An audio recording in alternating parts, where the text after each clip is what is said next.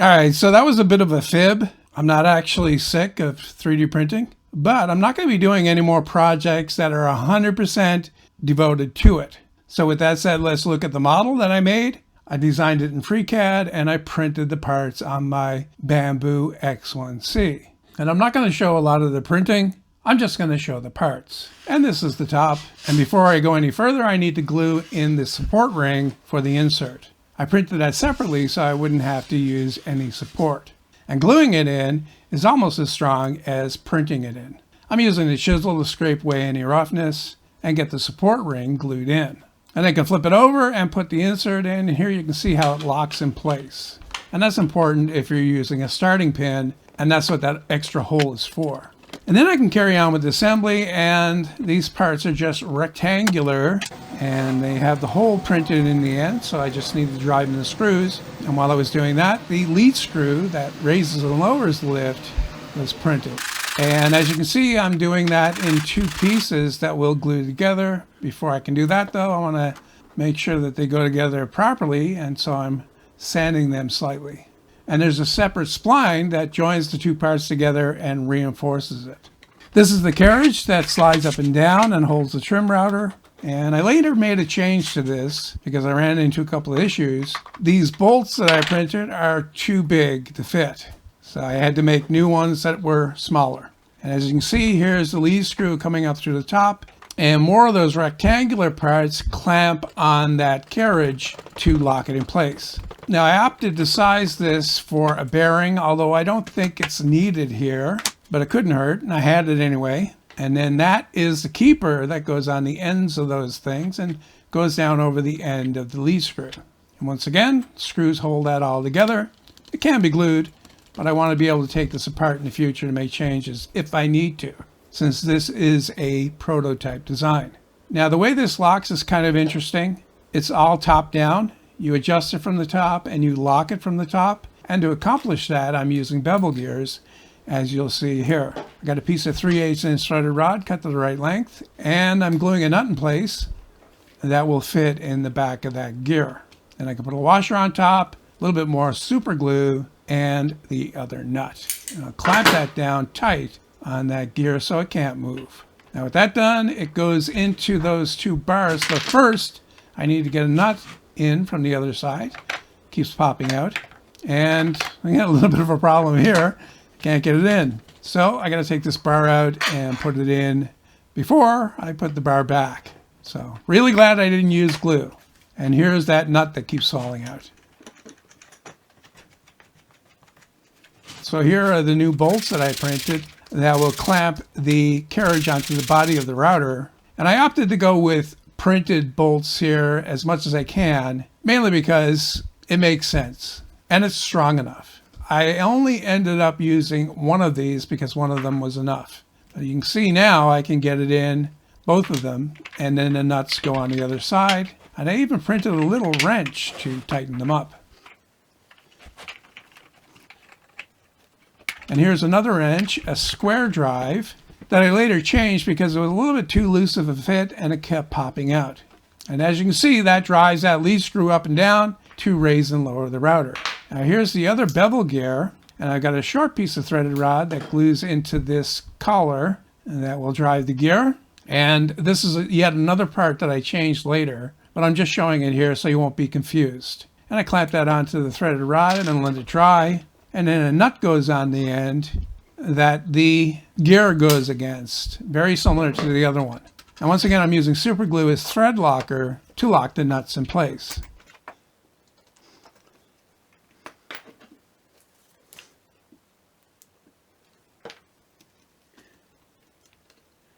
And these parts are going to work better if they got a little bit of lubrication on them. And the easy one is Vaseline, and a jar right there, ready to go.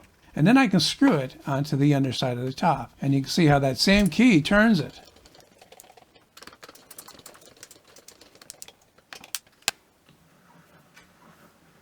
And now I've got to get my things put back in again because I took them out to get that part done. But no big deal because nothing here is glued. And actually these rectangular parts here could be made from wood. and that would make the lift a lot stronger. And if you got really ambitious, you could make them from aluminum. But as you'll see, these worked perfectly fine.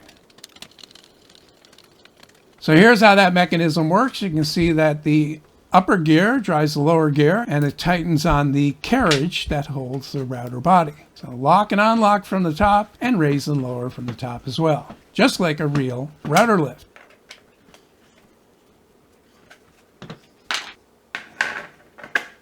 And you can see that I designed it so that the battery fits through the hole in that keeper as well.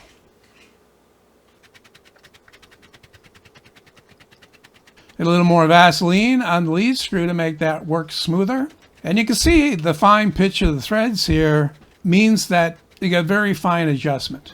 Back to the printer, and I decided to beef up that keeper ring and put registration slots in it for those rectangular parts. Like I said, it's a prototype, it's a work in progress, so there were a couple of changes.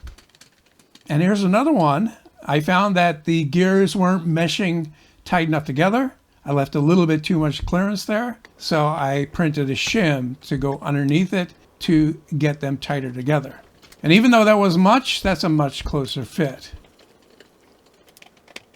And what I have here are braces that I printed that will glue onto those rectangular bars, and that'll make the whole thing a lot more rigid.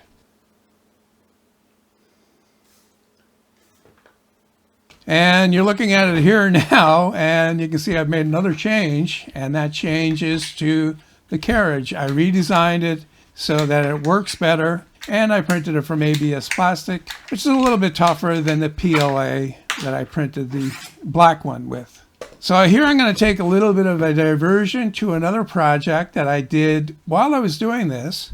Surprisingly, for someone that's sick of 3D printing, I'm doing so much of it, right? This is actually a circle jig for the trim router. And I know I've made plenty of these, including my very simple one. But the beauty of this one is that it is adjustable up and down via the base itself. The body of this circle jig is designed very similar to a lot of the routers that you see that have a separate ring that turns to adjust the height. And the piece I have here is the swivel. There's a 1/8 inch hole in there for a 1/8 inch pin that will be glued in after. The pin has to be steel, and it has to match the hole that you drill in whatever you're making a circle around. I always use a 1/8 inch bit, just cut the shank off. And if you're interested in the files for both of these projects, those are available on my Patreon. Along with these two, you'll also get access to all of the other 3D printing things that I put on there over the past 2 years. Now that the router lift is done, I need a place to put it, and I came up with a way to do this so that it is very compact, and it starts with this piece of 1/2 inch plywood that I've got put in my big CNC, and the CNC is going to cut out the hole that the router lift fits in, plus the lip that it sits down on, and the slots to make the fence adjustable. And I'm doing it on the CNC because I have the CNC. I might as well use it. Otherwise, I could do this with a jigsaw and a handheld router like I've done hundreds of times in the past.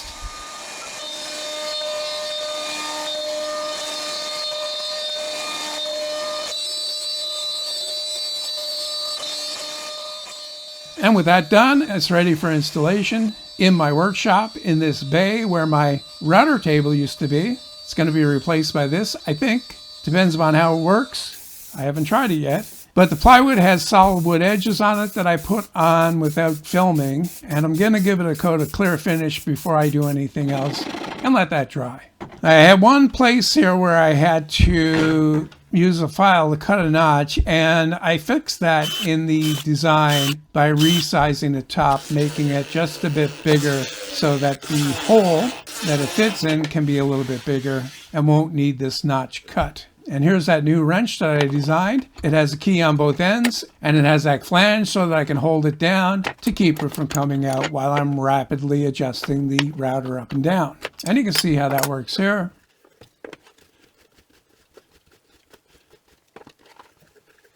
Beauty of this is that the drawer slides that I had this mounted on are quick release. I can pull the whole thing right out, set it down, and add more stuff to it. These things are very quickly made up locking bars, that will hold the table in the out position, and to slide it back in, all you need to do is push on them. And I can check to make sure that the battery is fully charged before I put it in. And putting it in, you can see how those locking bars work. They spring out when you pull it all the way out, and to slide it back in, all you need to do is push on them. This is actually the fence for my router table, and I shortened it slightly to fit on this. And it uses the same handles and T-nuts that held down the old one.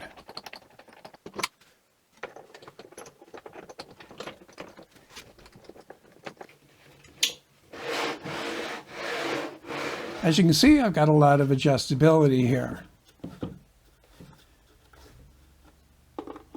So now I can do a test cut to see if it actually works well. I'll lower the bit down, lock the carriage in place, and adjust the fence to make a cut. This is a 5/16 inch bit, cutting a 1/4 inch deep, and I didn't detect any problems other than the slight stoppage right there where it hit the end. Otherwise, a very clean cut, no problem. Then I can unlock the carriage first, of course, before you make adjustments. I keep forgetting to do that. And I'm going to lift it up to change that bit again. I got a 1/4 round bit here that I'm going to put in to try next.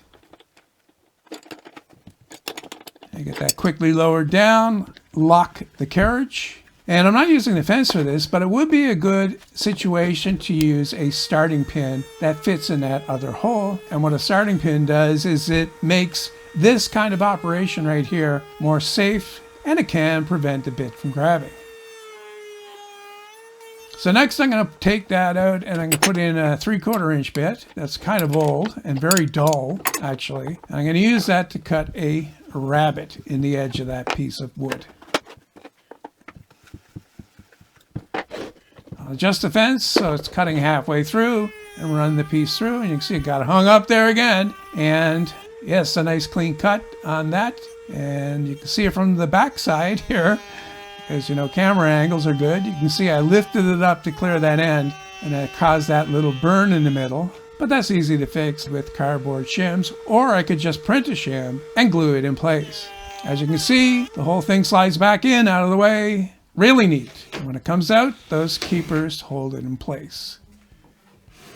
So here's another change that I made. This is for the driving gear on the locking mechanism. I changed it so that it doesn't use that short piece of threaded rod. Instead, it's all 3D printed and printed in 2 pieces, so I have to glue it together. I'm just putting it in the gear to keep the parts lined up. And when it's dry, I can take it out again, put it through the new collar, and get the gear glued onto the end. That is much simpler than what I had done before. So I'm going to take the old one out and put in the new one. I didn't change the height of the collar, so I still need the shim, and that's still in there. Let's pop that in and get the screws driven in from above again. Just need to make sure that it turns properly, and it does. So yes, a 3D printed trim router lift that works great. I'll leave this one with a few glamour shots of the lift fully assembled. And like I said earlier, if you're interested in getting the print files for this, you'll have to go to my Patreon, but you'll also get the other benefits I put on there before this and help to support the work that I'm doing here. So I think it's a good deal.